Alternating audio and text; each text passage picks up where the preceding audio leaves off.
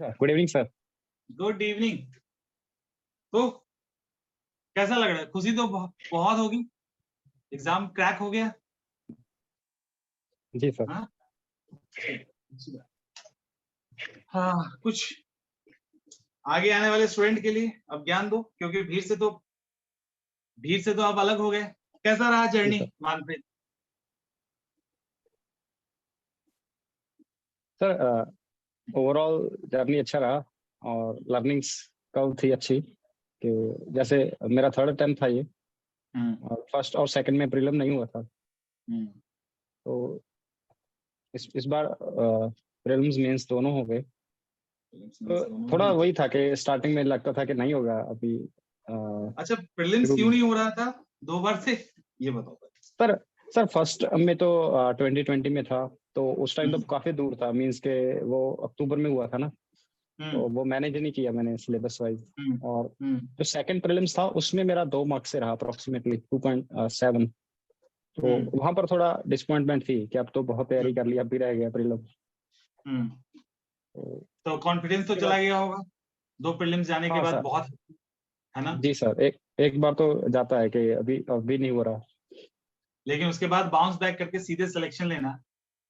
हाँ सर, उसके बाद ये था कि प्रीलिम्स काफी नजदीक था क्योंकि फिर अक्टूबर में था और नेक्स्ट टाइम वो जून में आ गया। हम्म। तो थोड़ा मेंस का स्टार्ट करके फिर मैंने प्री कर लिया था स्टार्ट जनवरी फरवरी से। अच्छा, तो मतलब कई बार होता है ना कि उस बीच में स्टूडेंट्स जब तैयारी करते हैं, लगातार प्रीलिम्स नहीं हो रहा है, नहीं हो रहा है, नहीं हो रहा है, तो क्या होता है? तो उस बीच में क्या मेंस के लिए भी तैयारी कर रहे थे कि सिर्फ प्रीलिम्स प्रीलिम्स प्रीलिम्स पे थे? क्या था उसका स्ट्रैटेजी?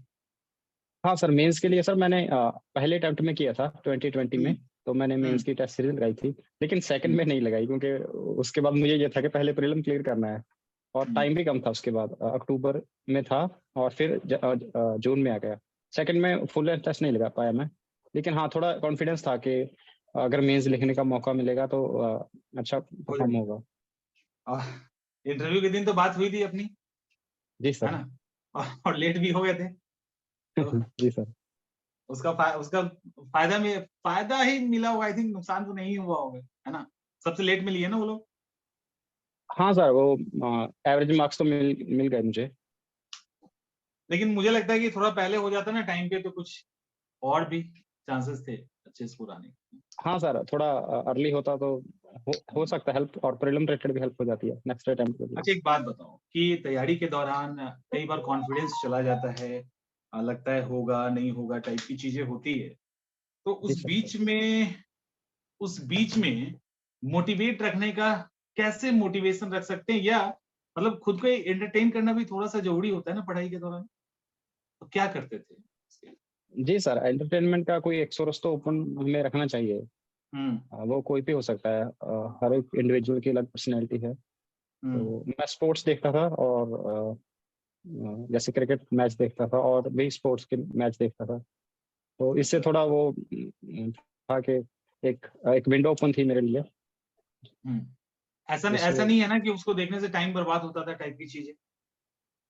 हाँ सर, इसमें ऐसा है कि अभी लाइव मैच तो इतना नहीं देख सकते, जैसे कोई भी है तो हाइलाइट्स देख सकते हैं और अपने हिसाब से ठीक टाइम है। मैनेज कर सकते हैं। मुझे ये बताइए कि आप टाइम मैनेज कैसे करते सर टाइम मैनेज के लिए तो फर्स्ट तो यही है कि हम थोड़ा प्लान बनाएं अपने, जैसे वीकली प्लान्स और डेली प्लान्स, और फिर उसको हैं? पूरा करने की कोशिश करें हम्म। ज़्यादा लंबे प्लान की बजाय। तो हम्म। और वो भी सब्जेक्ट वाइज, जैसे कि आज मुझे ये इतने टॉपिक्स करने हैं या ये सब्जेक्ट करना है। हम्म। तो इससे हेल्प मिलती है कि हमें वो डेली पुश मिलता है कि हमने ये कर लिया और नेक्स्ट टारगेट हम कल से शुरू करेंगे। अच्छा, अभी जो भी स्टूडेंट तैयारी करना चाहते हैं, नए नए स्टूडेंट्स, कुछ ऐसा भी है ना कि कुछ 2 3 4 सालों से लगातार लगे हुए हैं और नहीं हो पा रहा, प्रीलिम्स नहीं हो पा रहा, तो क्या टिप्स देना चाहते हो उनको कि कैसे प्रीलिम्स क्लियर हो जाए? सर मैं जीएस के रिगार्डिंग तो टिप्स दे सकता हूँ क्योंकि उसमें मेरा अच्छा स्कोर रहता है। जीएस में सर एक तो अगर 3 4 साल हो गए हैं प्रिपरेशन को तो फिर रिवर्स लर्निंग कर सकते हैं और एमसीक्यू अटेम्प्ट ज़्यादा कर सकते हैं क्योंकि वहां पर हमें एमसीक्यू ही अटेम्प्ट करने हैं। तो वो क्वेश्चन सॉल्विंग टेंडेंसी हमें लानी है हम्म। क्योंकि अभी ये तो नहीं होता इसमें कि वही सेम चीज़ पूछी जाए। तो कुछ एक्सटेंडेड नॉलेज काम आ जाती है, कुछ मेथड्स काम आ जाते हैं जिससे हम क्वेश्चंस के आंसर तक पहुंचते हैं।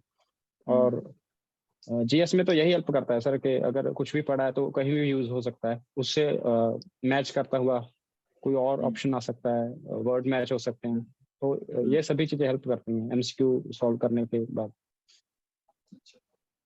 जैसे हो क्या रहा है कि बहुत सारे ऐसे स्टूडेंट्स हैं जो किताब को 10 बार 15 बार पढ़ चुके हैं, रिवीजन कर रहे हैं, बट इम्प्रूव नहीं हो पा रहा है, खास करके जो पुराने स्टूडेंट हैं 2-3 साल से। ये मैंने सवाल कल भी राजवीर से ही पूछा था इसे। तो क्या लगता है कि फिर वो कहाँ चूक हो रही है जिसके कारण 4 नंबर 5 नंबर 2 नंबर से एग्जाम छूट जाता है?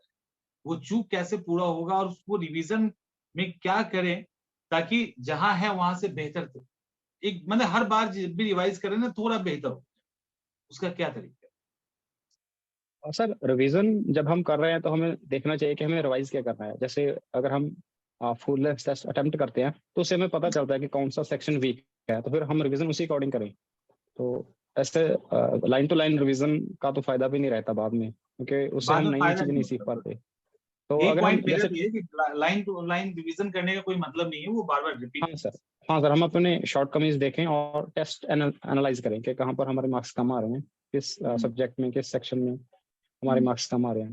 तो वो हेल्प कर सकता है अगर हम टारगेट अप्रोच रखें जो वीक सब्जेक्ट्स हैं हमारे, उनके लिए। 2024 यूपीएससी एस्पिरेंट अभी से तैयारी कर रहे जी हैं, सर। मेंस पे ज्यादा फोकस करनी चाहिए शुरू में या साथ साथ?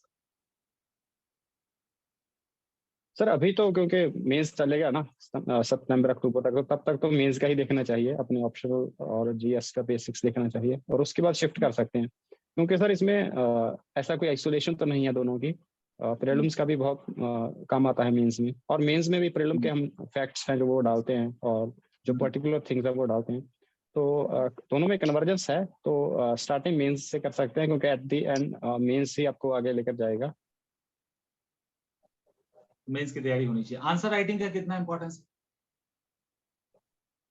सर आंसर राइटिंग का तो इम्पोर्टेंस है, क्योंकि मेंस में हमको सारा खुद लिखना है। उसमें प्रीलिम में तो होता है कि हमें चूज करना है, लेकिन यहाँ पर तो हमें प्रॉपर आंसर लिखना है, उसकी स्ट्रक्चर बनानी है, और उसमें कंटेंट भी डालना है, और क्वांटिटी और क्वालिटी दोनों चाहिए।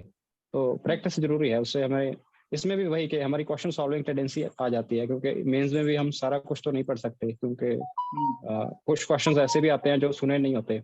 तो उसको भी ऐसे स्ट्रक्चर बनाकर अच्छे से हैंडल कर सकते हैं, एवरेज आंसर तो लिख सकते तो हैं अच्छा एटलीस्ट। बात बताइए कि कुछ क्वेश्चन नहीं सुने हैं, नहीं आ रहा है, फिर कैसे हैंडल करेंगे उस प्रेशर में? जी सर। बताओ। जी सर। सर उनके लिए सर हम रिलेट कर सकते हैं उनको, जैसे कई बार ज्योग्राफी में लोकेशन आता है। अगर कोई चीज़ इक्वेटर के पास है तो हम हमें पता होनी चाहिए कि इक्वेटर में क्या क्या टेम्परेचर है, कैसा वहाँ पर, वहाँ के लोकेशंस क्या है, वहाँ के फॉरेस्ट कैसे हैं। तो इन सब से हम रिलेट करके कुछ ना कुछ आंसर लिख सकते हैं। तो लोकेशन बेस्ड आंसर लिख सकते हैं। जैसे हिस्ट्री में आता है, हमें अगर इतना आइडिया है कि वो किस डायनेस्टी के टाइम था, वो पीरियड कौन सा था, तो हमें पता चलेगा कि उस टाइम की इकोनॉमी क्या थी, उस टाइम के फेस्टिवल्स क्या थे, रिलीजियस बिलीव्स क्या थे उस टाइम के। तो ऐसा अच्छा, रिलेट करके एक हम बात उसको बताओ लिख सकते हैं। मानप्रीत, एक्चुअली वो मेरा ये पूछना है, जब पढ़ाई करते थे तो कई बार स्टूडेंट्स की ये रहती है ना कि मुझे याद नहीं रहता, याद नहीं रहता, याद नहीं रहता, तो वो याद रखने के लिए क्या ट्रिक यूज करते थे या कैसे करते थे? सर ये तो सबके साथ ही रहता है कि याद नहीं रहता, या फिर पिछला भूल जाते हैं। तो इसके लिए एक तो रिवीजन है कि डेफिनेटली हमें रिवीजन तो करनी होगी, रिकॉल तो करना होगा। और दूसरा सर वही कि हम भूल क्या रहे हैं, ये भी देखना होगा कि हम कंसेप्ट भूल रहे हैं या फिर फैक्ट्स भूल रहे हैं। तो कंसेप्ट तो हमें नहीं भूलने चाहिए अगर हम उसको अच्छे से करेंगे। हाँ, और फैक्ट्स को हम रिवाइज कर सकते हैं, क्योंकि फैक्ट्स को सभी को पता है कि हम इतने एक साथ पढ़ेंगे तो भूलेंगे उनमें से कुछ फैक्ट्स। तो फैक्ट्स की एक अलग से कर सकते हैं, हम उसको सेग्रीगेट कर सकते हैं कि कौन सा सेक्शन जिसको हम बोल सकते हैं, जो रिवाइज करना बहुत जरूरी है। तो थोड़ा सेग्रीगेशन कर सकते हैं कंसेप्ट्स और फैक्ट्स में, ये हेल्प कर सकता है। तो चीजें क्लियर होनी चाहिए कि क्या हम भूल रहे हैं और क्या हमको याद है। जो भूल रहे हैं उसको जी सर। अलग करके फिर उसको जी हम सर। रिवाइज, है ना? जी सर। बहुत बढ़िया। ये अच्छा तरीका है, और ये यही तो फिर यही चीजें ना अंतर क्रिएट करता है सक्सेसफुल स्टूडेंट में और जो स्ट्रगल कर रहे हैं। नोट्स, अपने नोट्स का कितना इंपॉर्टेंस है? बाकी नोट्स तो चलो ठीक है, इंस्टीट्यूट का मिला सब कुछ ठीक है, लेकिन अपने नोट्स का क्या वैल्यू है? सर डेफिनेटली अपने नोट्स में एक तो रिवीजन बहुत जल्दी होती है, क्योंकि अपने वर्ड्स लिखे हैं, अपनी लैंग्वेज है, तो रिवीजन में कम टाइम लगता है। और दूसरा, उसको एक्सटेंड कर सकते हैं हम, जो भी हमें नई चीज़ मिल रही है उसमें ऐड कर सकते हैं, तो वैल्यू एडिशन में हेल्प मिलती है। तो ऐसा एक कन्वर्जेंस बन जाती है कि हमारे नोट्स में अलग अलग जगह से हमने सब्जेक्ट्स और कॉन्सेप्ट्स उठाकर लिख लिए, तो ये हेल्प कर सकता है अगर हमारे खुद के नोट्स हैं। अच्छा, रिवीजन का कुछ आइडिया बता दो कि बढ़िया तरीके से स्टूडेंट रिवाइज करें, क्योंकि क्योंकि फाइनली सिलेक्शन तो रिवीजन ही दे पाता है, बिना रिवीजन का सिलेक्शन नहीं हो सकता है। आखिर वो रिवीजन करने का बढ़िया तरीका क्या है कि कम प्रेशर में और करने के दौरान हर बार अगर रिवीजन कोई करे तो 2-4 नंबर बढ़ जाए उसका, ये कैसे हो सकता है?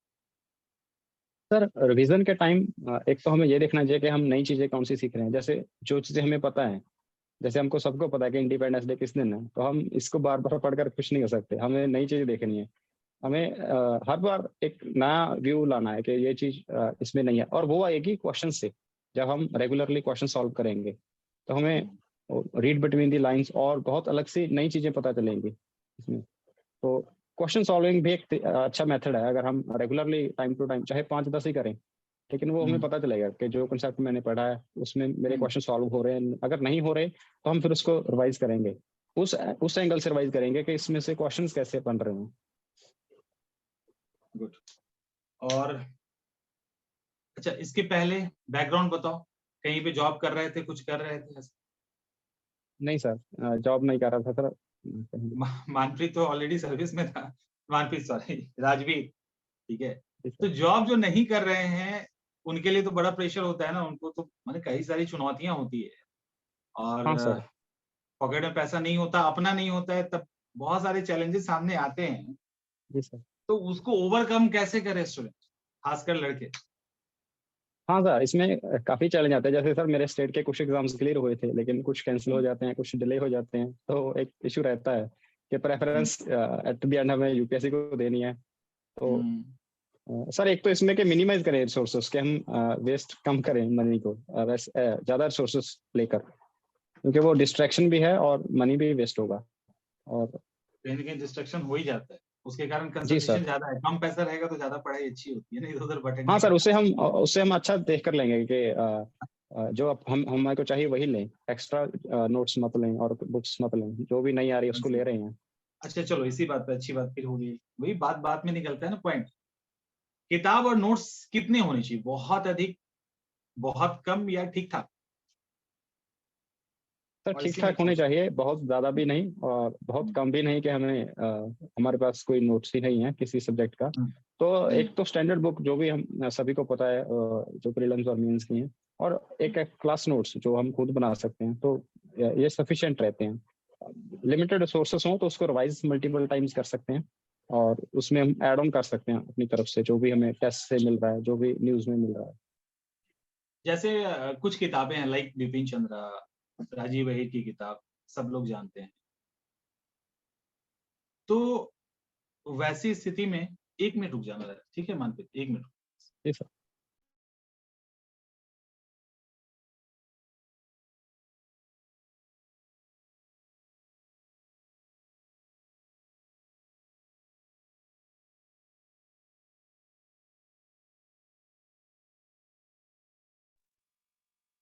हाँ, आवाज आ रही है मानप्रीत?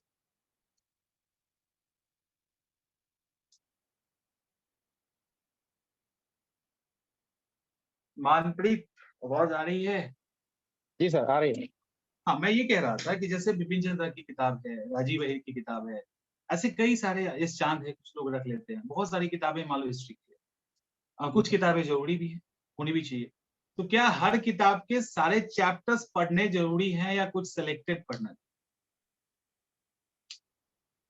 सर हर किताब के सारे चैप्टर तो नहीं पढ़ सकते, क्योंकि इतना उसका कॉस्ट बेनिफिट रेशियो नहीं रहेगा। एक किताब को उठा सकते हैं, उसके सारे चैप्टर पढ़ सकते हैं, और अगर उसमें कुछ नहीं है तो वो चैप्टर किसी और बुक से पढ़ सकते हैं, अगर ऐड ऑन करना है तो एक बुक को फॉलो कर सकते हैं आप थ्रूली। ऐड और ऑन करना दूसरी बुक ज्यादा से, बेहतर। जी सर, दूसरी बुक से हेल्प ले सकते हैं अगर कुछ उसमें मिसिंग है। बीच बीच में मोटिवेशन के लिए क्या करें? डिमोटिवेशन तो होता ही रहता है पढ़ाई के दौरान। कई बार?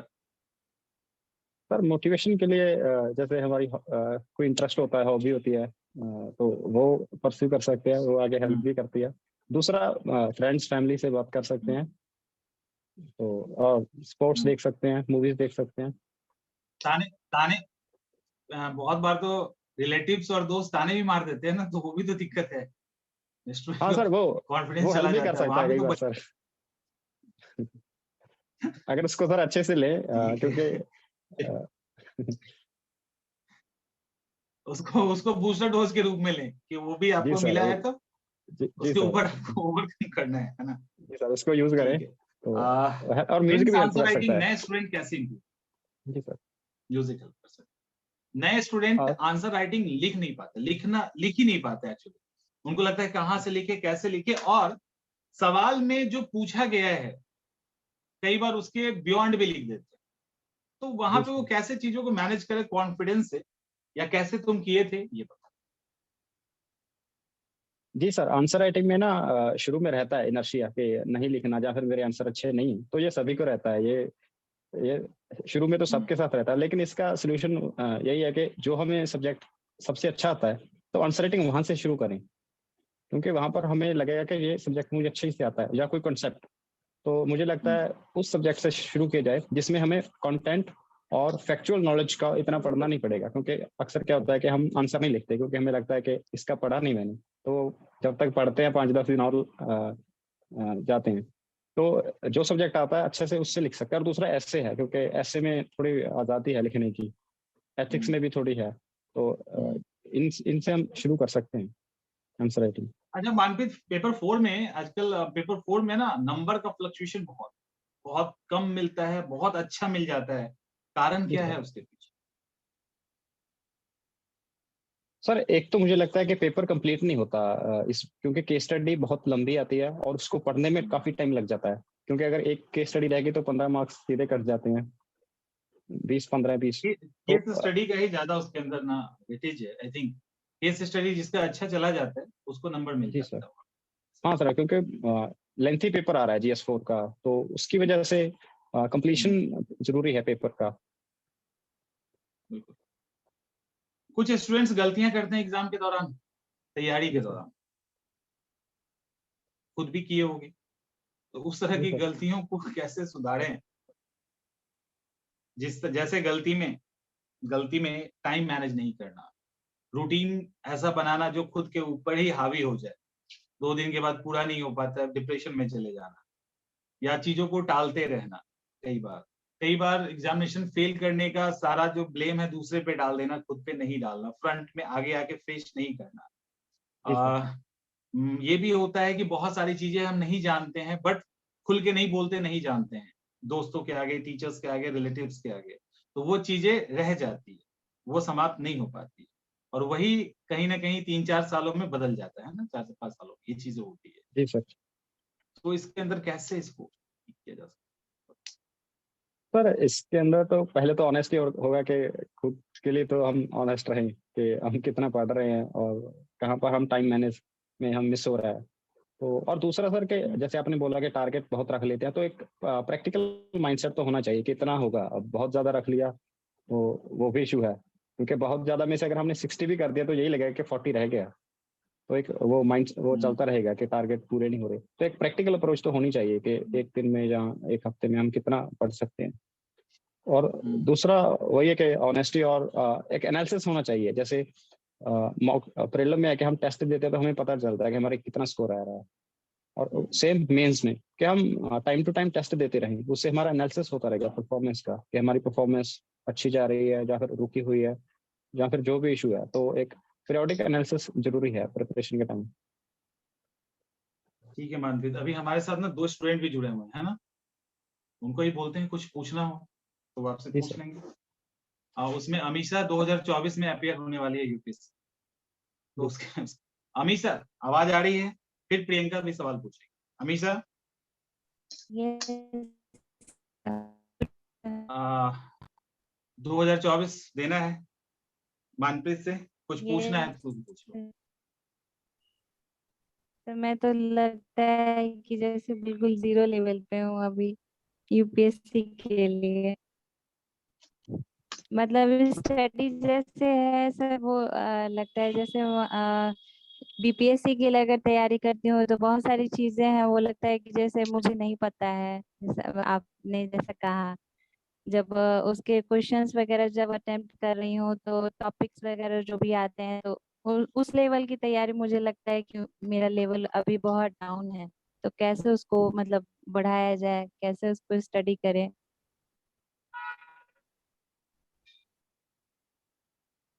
इसमें ना, जैसे आपने बोला कि लेवल डाउन है, तो आप ये देखें कि कौन से सब्जेक्ट्स आपके वीक हैं, किसमें आपको डर लग रहा है या कमजोर है, तो पहले उन पर काम कीजिए। और दूसरा कि जैसे इसमें क्या होता है कि स्टैटिक भी हमें स्ट्रॉन्ग करना है और करंट फिर साथ साथ चलेगा, तो थोड़ा ज्यादा काम करना पड़ेगा शुरू में। तो अगर आपको एक तो अच्छी बात है कि आपको अभी पता है, थोड़ा रियलिटी है कि मेरा लेवल क्या है, तो ये तो अच्छा है, यहाँ से आप ऊपर जा सकते हैं अच्छे से अगर आप थोड़ा टाइम और लगाएंगे अपने स्टैटिक पोर्शन में और कंसेप्ट समझने में। तो थोड़ा टाइम लग सकता है, लेकिन स्ट्रांग हो जाएगा जब आपने सभी सब्जेक्ट्स को एक बार अच्छे से कर लिया, एक या दो बार, जब भी जो भी आपका वीक पॉइंट है उसको कर लिया। और मल्टीपल रिवीजन इसके बाद आपको आगे हेल्प करेगी। 2024 के लिए अभी से तैयार हुआ जा सकता है कि नहीं मान? हाँ सर, हो सकते हैं, बहुत लोग ऐसे हैं जो एक साल में निकाल देते हैं, और क्योंकि सर हर एक इंडिविजुअल के लिए डिफरेंट है, किसी का कोई स्ट्रांग पॉइंट होता है, किसी का कोई वीक होता है, और एग्जाम भी अपने आप में ये इतना डाइवर्स है, तो हो सकता है सर एक साल में, क्योंकि मेंस भी अलग है, सभी के ऑप्शंस अलग हैं, और हर एक की आंसर राइटिंग स्किल्स अलग हैं। तो डेफिनेटली सर ये बिलीव तो रखना चाहिए कि नेक्स्ट अटेम्प्ट में क्लियर होगा।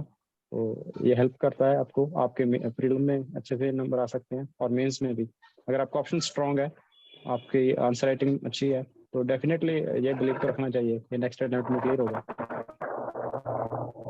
अमीषा, कुछ और पूछना है? नहीं सर, अभी मैं थोड़ा बाहर हूँ। प्रियंका, माइक बंद करो। Priyanka, good evening sir. Good evening, कुछ पूछना है तो बताओ। Congratulation sir. My thank you. Question है, जैसे आपने बताया सर कि बुक्स एंड नोट्स, एक स्टैंडर्ड बुक और क्लास नोट सफिशिएंट होते हैं, तो उसके साथ एनसीईआरटी का क्या रोल हो सकता है, पीटी के लिए या मेंस के लिए? एनसीईआरटी का रोल रहता है, लेकिन अभी क्या चल रहा है कि जब आप नोट्स बना रहे हो तो एनसीईआरटी उसके बीच में आ जाती है, लेकिन स्टार्टिंग में एनसीईआरटी पढ़ सकते हैं। जब आपको जैसे कोई भी हमने स्टैंडर्ड बुक ली तो कई बार वो समझ में नहीं आती, तो उसके लिए उससे पहले एनसीईआरटी पढ़ सकते हैं। लेकिन अभी अगर आप नोट्स ले रहे हो तो उसमें से एनसीईआरटी का मैक्सिमम रहता है कि जो एनसीईआरटी के बेसिक कॉन्सेप्ट हैं वो नोट्स में होते ही हैं, अगर आप नोट्स देखो तो अपने तो। लेकिन हाँ, अगर नहीं है कोई चीज, फिर हम उसके लिए एनसीईआरटी रेफर कर सकते हैं। जैसे ज्योग्राफी का रहता है ना, कि ज्योग्राफी के जो नोट्स आते हैं वो बहुत टेक्निकल आते हैं, तो हमें समझने के लिए एनसीईआरटी रेफर कर सकते हैं हम।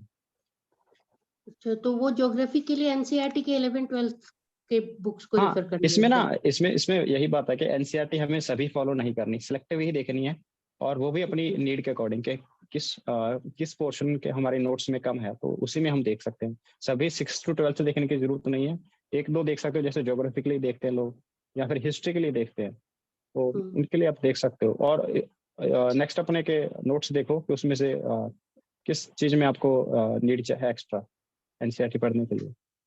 ओके, और करंट अफेयर्स के लिए कितने सोर्सेस को अप्रोच करना सफिशिएंट होता है, 2 या 1 से हो जाता है? करंट अफेयर के लिए एक से भी हो जाता है, दो से भी, लेकिन अगर दो करते हैं ना तो उसमें से ऐसा होना चाहिए कि एक अच्छे से कर रहे हैं और दूसरा ऊपर ऊपर से कर रहे हैं, जो पहले में नहीं था वो दूसरे से हमें मिल रहा है। क्योंकि हम अगर हमने एक अच्छे से किया तो हम दूसरे में से जो रिपीटेशन है वो छोड़ देंगे, वो पॉइंट्स, तो वो जल्दी हो जाएगा दूसरा। उसमें से हम एड ऑन चीजें देखेंगे जो पहले में नहीं थी, तो वो एक कॉम्प्लीमेंट्री होगा दोनों के लिए। अगर हर बार 5 मार्क्स से या 6 मार्क्स से या 4 मार्क्स से पीटी रह जाता है, तो ऐसे में क्या करना चाहिए? पीटी में ना अभी तो थोड़ा बहुत अनसर्टेनिटी आ गया, लेकिन पहले मेन तो यही था कि हमारे जो कोर सब्जेक्ट्स है ना, उनमें से आप गलतियां कम करो अपनी, कि जो हमारे बिल्कुल स्टैटिक सब्जेक्ट्स हैं, जैसे पॉलिटी, इकोनॉमी, हिस्ट्री, तो इन पर आप इम्प्रूवमेंट कर सकते हो, क्योंकि ये क्वेश्चन सभी लोग सही करते हैं, मैक्सिमम लोग हैं, क्योंकि इनमें गलतियां कम होती हैं। करंट अफेयर का तो कुछ नहीं पता होता कि क्या उसमें से आ जाएगा, या फिर जो भी पैटर्न चेंज होता है। तो जो स्टैटिक सब्जेक्ट्स हैं, या फिर जो आप ट्रेंड्स देख सकते हो, जैसे कई बार IR से क्वेश्चन आ जाते हैं, लोकेशन से आ जाते हैं, या फिर ज्योग्राफी से, तो थोड़ा स्टैटिक और अच्छे से कर सकते हो कि आप हिस्ट्री को भी अच्छे से कर रहे हो, ताकि आपको 1-2 क्वेश्चन वो भी एक्स्ट्रा मिल रहे हैं अगर आपने अच्छे से किया है।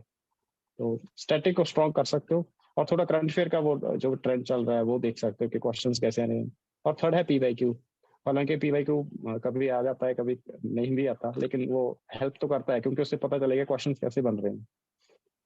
तो इन 3 चीजों से आप इम्प्रूव कर सकते हो। Okay, thank you sir. Manpreet, चलो एक आखिरी जी सवाल। एनसीईआरटी का सर। भूत पीछा नहीं छोड़ता है स्टूडेंट्स का, है ना? अच्छा हुआ सवाल सर। पूछ ली प्रियंका। एनसीईआरटी को लेकर इतना ज्यादा पैनिक सिचुएशन किया जाता है कई बार अलग अलग लोगों के द्वारा, अलग अलग तरीके से, कि स्टूडेंट्स के दिमाग में ये बैठ गया है कि 6 to 12 करना है ना? जबकि सर। चीजें 10 साल पहले की बात अलग थी और अभी अलग है। बहुत सारी चीजें रिफाइन होकर नोट्स में फॉर्म में या किताबों के अंदर आ गई है। तो जी सर। ऐसी स्थिति में एनसीईआरटी का कितना इंपॉर्टेंस है, और किस तरह के मैंने कौन कौन सी किताबों पे ज्यादा फोकस करना चाहिए, और कहाँ एनसीईआरटी को इग्नोर कर सकते हैं, बताओ। जी सर, अभी NCERT का रोल तो है अभी भी, लेकिन अभी क्योंकि नोट्स बन रहे हैं इतने, और इतना टेक्नोलॉजी आ गया, अब सॉफ्ट कॉपी आ गई है, और हर बार इम्प्रोवाइजेशन हो रही है, तो थोड़ा कम है। लेकिन जैसे आपने बोला 6 to 12, तो वो तो जरूरत नहीं है, वो तो बहुत बल्कि हो जाएगा, हमें NCERT रिवाइज करने में काफी टाइम लग जाएगा, तो हम नोट्स कब पढ़ेंगे, या फिर स्टैंडर्ड बुक कब देखेंगे। सर, इसमें NCERT का जो मेन वो मोटिव है, वो ये है कि आप कंसेप्ट को समझे, थोड़ा सिंप्लिसिटी है उसमें।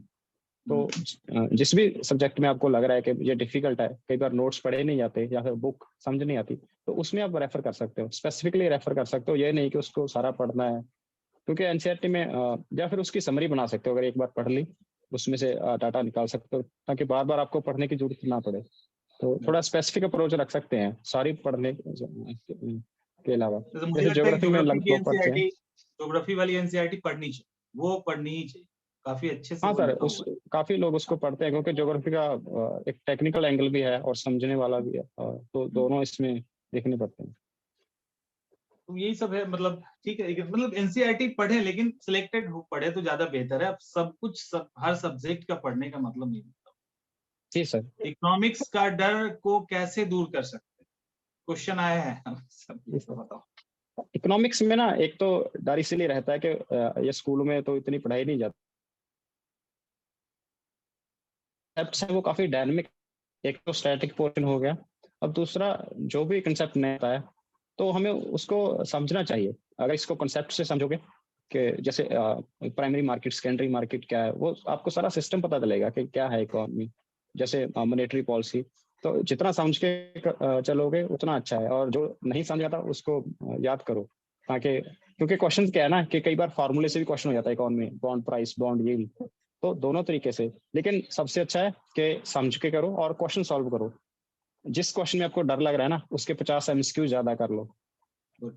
उस उसके क्वेश्चन MCQ ज्यादा कर लो, तो उससे वो आपको एक एक्सपोजर ज्यादा मिल जाएगा कि इसमें से जैसे उस डर को फेस करो, उसके क्वेश्चन ज्यादा कर लो, तो वो हेल्प करेगा ही करेगा। आप रिवीजन टाइम थोड़ा अलर्ट रहोगे कि यहाँ से क्वेश्चन आ रहे हैं, इस कंसेप्ट से क्वेश्चन आ रहे हैं, इसको छोड़कर नहीं चल सकते ये। तो यही हेल्प कर सकता है, तो उसको फेस करो और क्वेश्चन अटेम्प्ट करो ज्यादा से ज्यादा। और अगली बार इंटरव्यू दो मेरी जगह, पास करके, है ना? जी सर। चलो बढ़िया। मतलब मुझे लगता है कि थोड़ा सा अलर्ट हो जाए ना, थोड़ा सा जी अपने सर। पढ़ाई को जी सर। लेकर, या जो कमी है उसको लेकर।